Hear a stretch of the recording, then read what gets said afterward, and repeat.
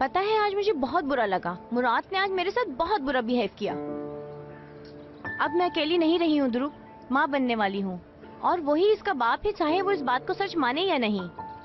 मैं यही पूछना चाह रहा हूँ तुमसे, ये बात सच भी है या नहीं?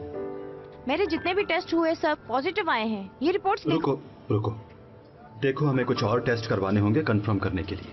हाँ ठीक है, कोई मसला नहीं, करवा लेते हैं।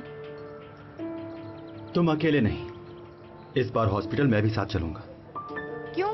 तुम क्यों चलोगे मेरे साथ? क्या तुम भी प्रेग्नेंट हो गए हो?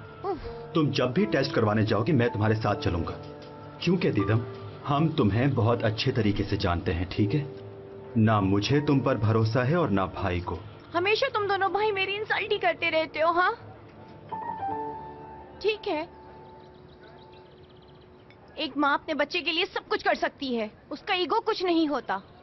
बस अब ज्यादा बहस नहीं, कल हॉस्पिटल आ जाना।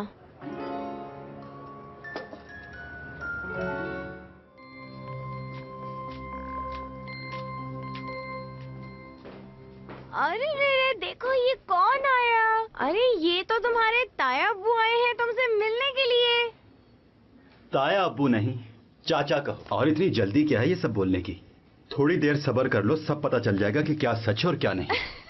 तुम बहुत मजाक करते हो ध्रुव। वैसे तुम कभी भी महसूस नहीं कर सकोगे एक माँ की फीलिंग्स। मुझे तो अपने बच्चे का फेवरेट कलर तक पता है, जो ब्लू है, और उसे फुटबॉल भी पसंद है।